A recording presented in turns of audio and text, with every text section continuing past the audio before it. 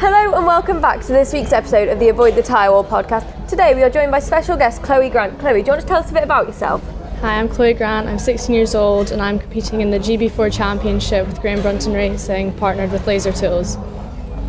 So why did you start racing? I started racing because my older sister Lucy, she got into the sport before I did, and so I kind of ended up growing up around the sport, and then it just eventually I started doing it. So tell me about your career so far. What else have you raced in?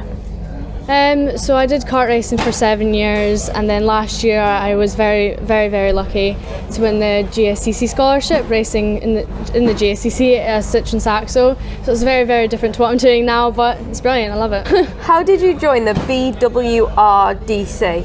There's nothing really special there, if I'm being honest with you. It is kind of a thing you can just go online and sign up to, but it's a great chance because they will do like awards nights at the end of the year, and they run their own championship that you just enter your points into, and it's a really great opportunity for networking, and it's lovely. All the girls are so nice.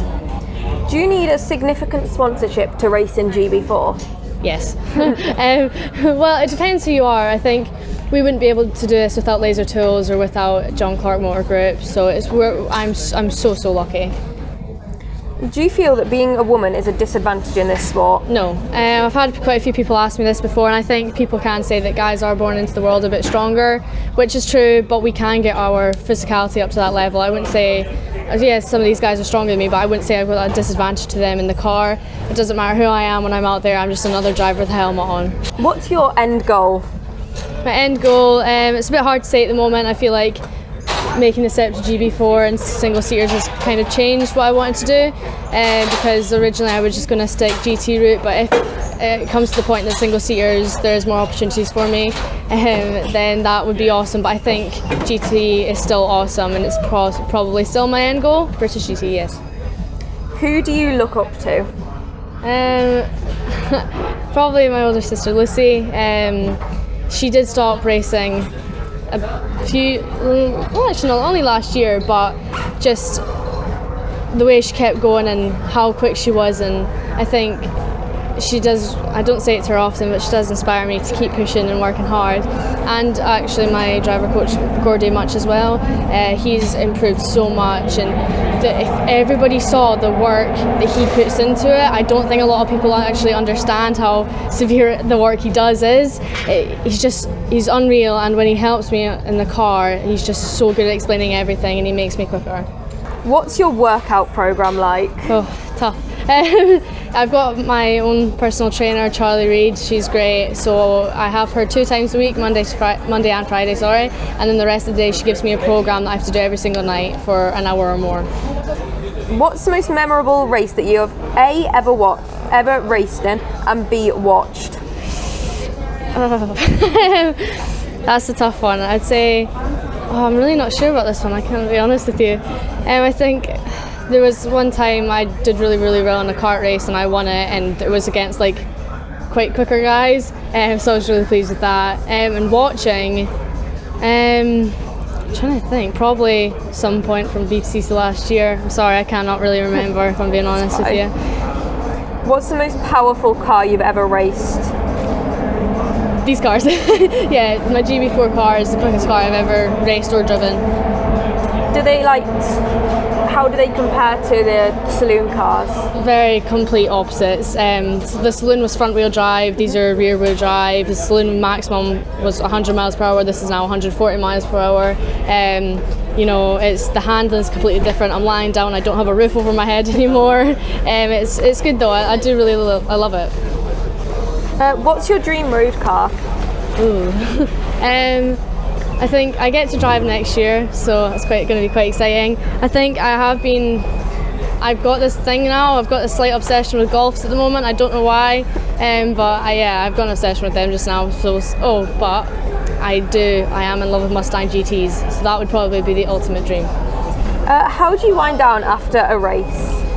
It depends on the race I'm in. I think, after race 3 there I was a bit frustrated with myself and some other things, so I think I just walked away, I just had my water, I walked away with my sister and we just calmed down, and then I just take a minute to breathe and take all in, and then it's straight to the data room to see footage and exactly what I could have done differently.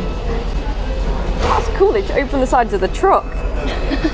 How does racing affect your education?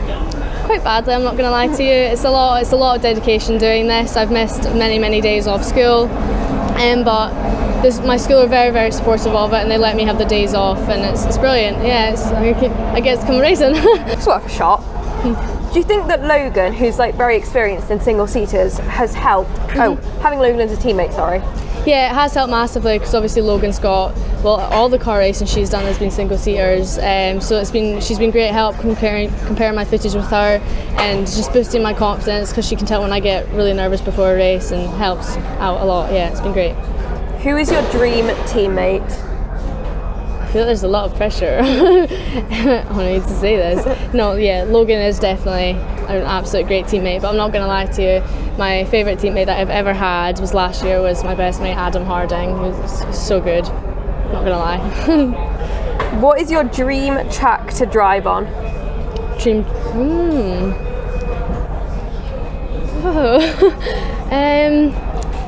I'm not sure. It's a difficult question. I think if we're talking within the UK, anywhere. Okay, probably Spa. It looks an absolutely brilliant track. Do you get to do that? No, I don't. Oh. So that's just GB3. We just stay in the UK here. That's so mean. I know. Can you talk me through the process of getting a racing licence? It is just, I'm sure, well, my dad did it for me, but you just apply online, and then you do actually have to go to your closest home track. So I went to Knockhill, and you do a written test just to make sure you know all the flags, all the regulations, all the rules, and then you go out in the car with a driving assessor, and they judge you on how you are, driving the car on the track, and if you are safe enough to race, and then you eventually get your licence, hopefully. Freddie Flintoff did it on Top Gear last year. Yeah, I didn't know if they'd jazzed it up a bit for the TV, or it's just like that. No, it is exactly like that, so they didn't lie. Are your suits, boots and gloves provided by the team sponsors, or are they self-funded? It depends. It's not the same for everyone, but luckily Laser got mine for me, which is very, very, very kind of them. But just in previous years it has been me and my dad, but yeah, this year Laser have been very, very generous and kind to us, and they helped me get that stuff. How much PR stuff do you have to do? A lot. As soon as you get out of the car, as soon as you're about to get in the car, there's always people there. But it's fun, it's great, it's quite enjoyable actually, I do like it. Is the car set up based on telemetry, or is there a basic track setup, and does it change from track to track, or is it standard all the time? I know nothing about my car. Let's take this question out of the equation. Okay. I'm not kidding. I do not, me and my car, I'm just still learning this. I don't know many mechanics of it at all. Why do you think the GT, GB3, GB4 is so open to spectators, but F1's super duper closed off?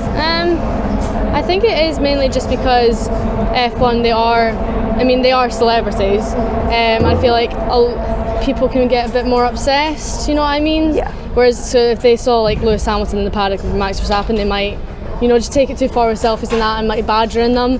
Whereas here it's more calm, I would say, with our kind of fans that we get, and they're a lot more chilled and not obsessed. And I don't know, I'm not really sure. I think that's kind of what I would say. I think it's because they've got such more fans, obviously a much larger base being televised all over the world. But yeah. You mentioned Laser Tools. How did that partnership come about?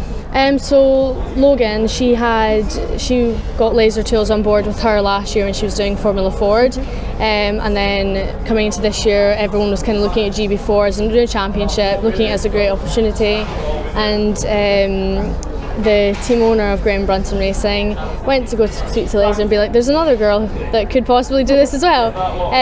So I got to meet them, and then after I met them, they decided that it was going to work, and they would help me and Logan, which is very, very generous of them. What team was Jensen Button driving for when he won his title in 2009? Braun? Yeah. In which country was the title Grand Prix first used? Oh. I'm going to make a guess. Italy. No. France. Oh, I look really dumb now. It's fine. It's fine. Which team won both the Formula 2 and Formula 3 championships in 2020? 2020. Oh, I'm taking a guess. Prema? Yeah, correct. Oh, yes. What's the longest British circuit?